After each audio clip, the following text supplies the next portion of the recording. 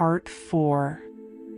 Time Traveling. I told some of you last Thursday of the principles of the time machine and showed you the actual thing itself, incomplete in the workshop. There it is now, a little travel-worn, truly, and one of the ivory bars is cracked and a brass rail bent, but the rest of it's sound enough. I expected to finish it on Friday, but on Friday, when the putting together was nearly done, I found that one of the nickel bars was exactly 1 inch too short, and this I had to get remade, so that the thing was not complete until this morning. It was at 10 o'clock today that the first of all time machines began its career.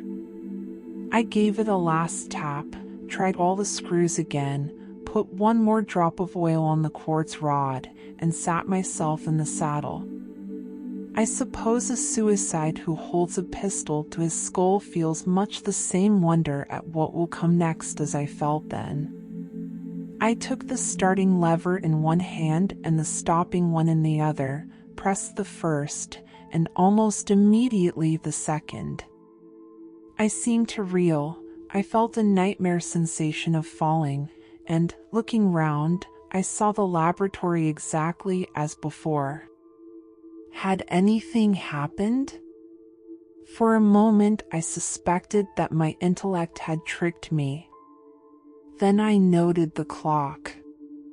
A moment before, as it seemed, it had stood at a minute or so past 10, now it was nearly 3:30.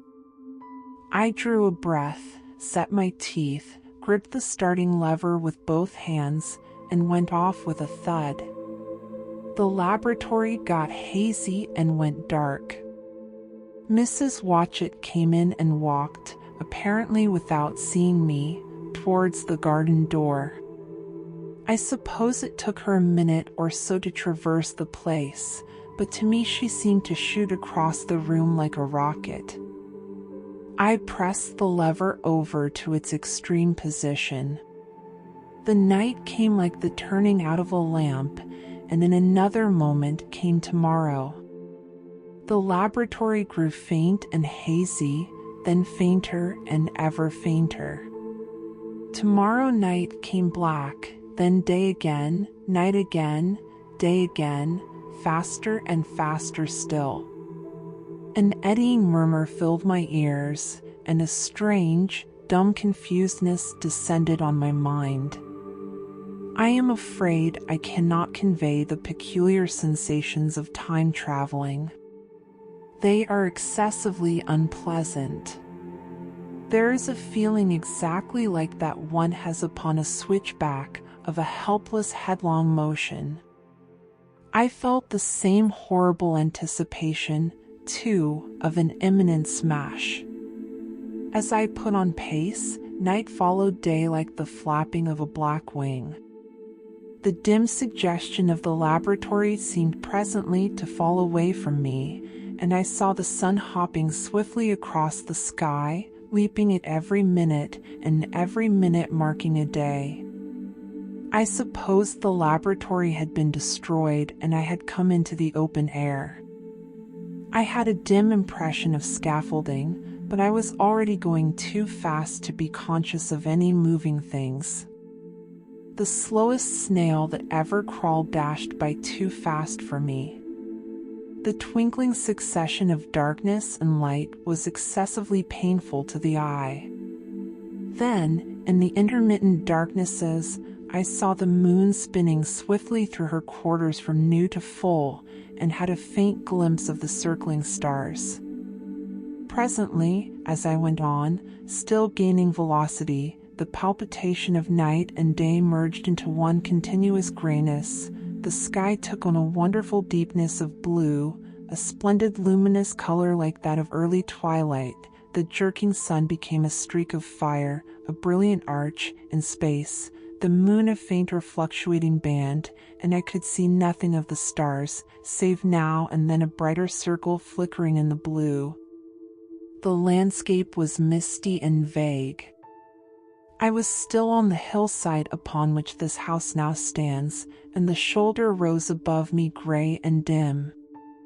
I saw trees growing and changing like puffs of vapor, now brown, now green. They grew, spread, shivered, and passed away.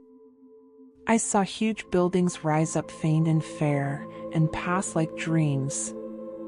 The whole surface of the earth seemed changed, melting and flowing under my eyes. The little hands upon the dials that registered my speed raced round faster and faster. Presently I noted that the sun belt swayed up and down, from solstice to solstice, in a minute or less, and that consequently my pace was over a year a minute, and minute by minute the white snow flashed across the world, and vanished, and was followed by the bright, brief green of spring. The unpleasant sensations of the start were less poignant now. They merged at last into a kind of hysterical exhilaration. I remarked, indeed, a clumsy swaying of the machine, for which I was unable to account. But my mind was too confused to attend to it, so with a kind of madness growing upon me, I flung myself into futurity. At first I scarce thought of stopping, scarce thought of anything but these new sensations. But presently a fresh series of impressions grew up in my mind, a certain curiosity and therewith a certain dread, until at last they took complete possession of me. What strange developments of humanity, what wonderful advances upon our rudimentary civilization, I thought, might not appear when I came to look nearly into the dim elusive world that raced and fluctuated before my eyes. I saw great and splendid architecture rising about me, more massive than any buildings of our own time, and yet, as it seemed, built of glimmer and mist. I saw a richer green flow up the hillside, and remain there, without any wintry intermission. Even through the veil of my confusion the earth seemed very fair. And so my mind came round to the business of stopping.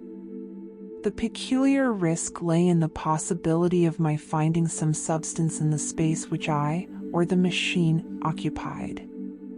So long as I traveled at a high velocity through time, this scarcely mattered. I was, so to speak, attenuated, was slipping like a vapor through the interstices of intervening substances. But to come to a stop involved the jamming of myself, molecule by molecule, into whatever lay in my way, meant bringing my atoms into such intimate contact with those of the obstacle that a profound chemical reaction, possibly a far-reaching explosion, would result, and blow myself and my apparatus out of all possible dimensions into the unknown.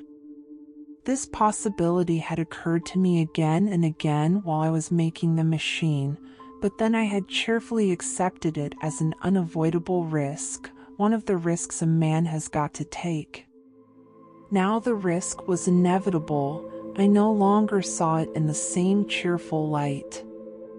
The fact is that, insensibly, the absolute strangeness of everything, the sickly jarring and swaying of the machine, above all, the feeling of prolonged falling, had absolutely upset my nerves. I told myself that I could never stop, and with a gust of petulance I resolved to stop forthwith. Like an impatient fool, I lugged over the lever, and incontinently the thing went reeling over, and I was flung headlong through the air. There was the sound of a clap of thunder in my ears. I may have been stunned for a moment.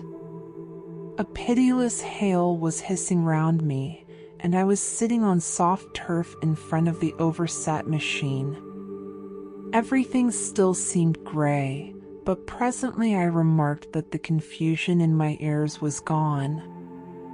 I looked round me.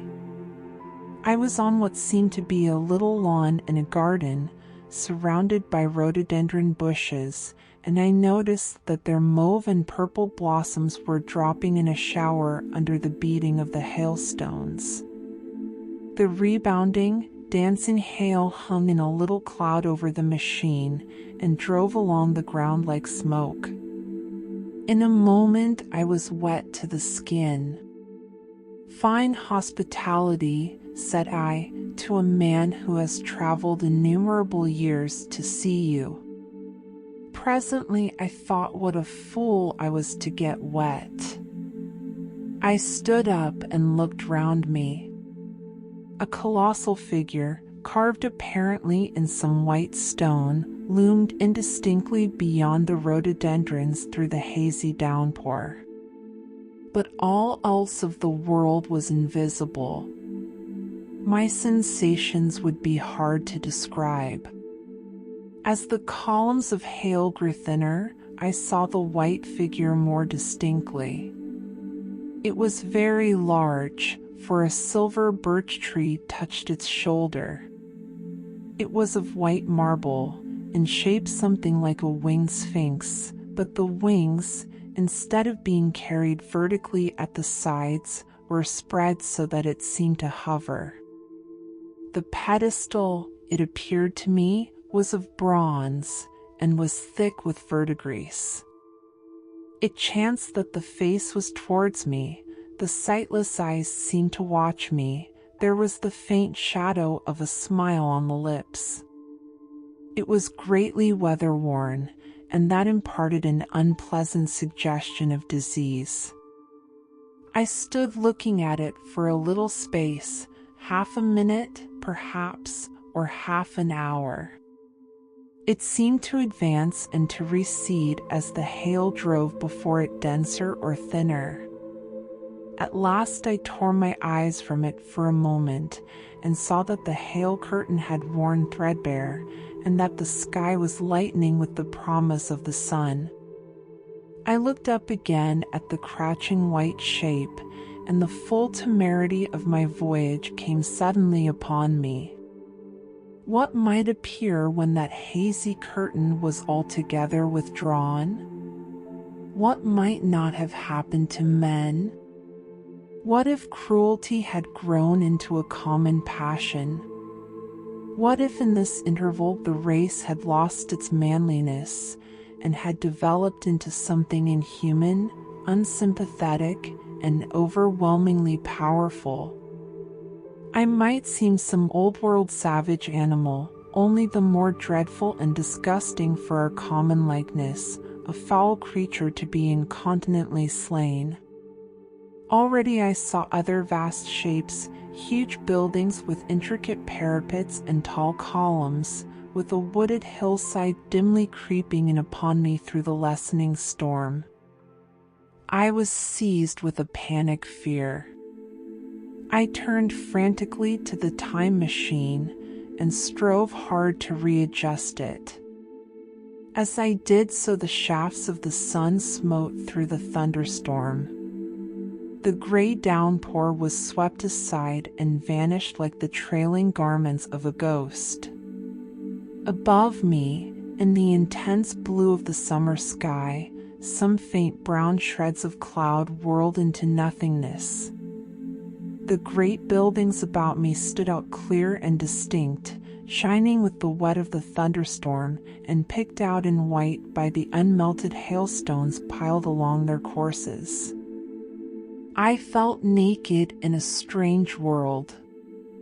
I felt as perhaps a bird may feel in the clear air, knowing the hawk wings above and will swoop. My fear grew to frenzy. I took a breathing space, set my teeth, and again grappled fiercely, wrist and knee, with the machine. It gave under my desperate onset and turned over. It struck my chin violently. One hand on the saddle, the other on the lever, I stood panting heavily in attitude to mount again. But with this recovery of a prompt retreat, my courage recovered.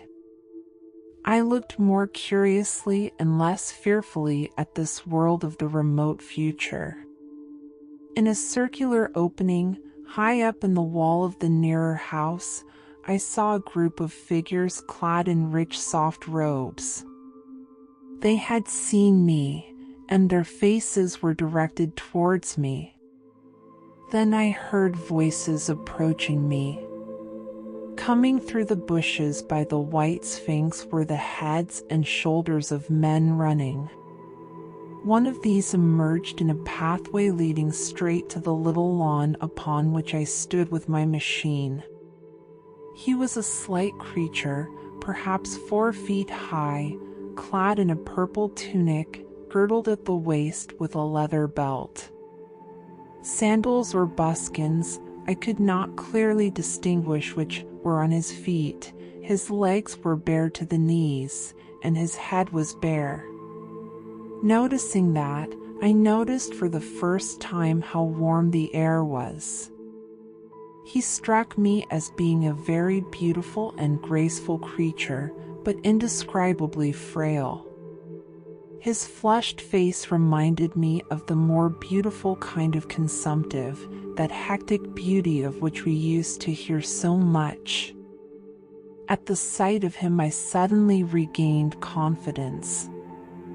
I took my hands from the machine.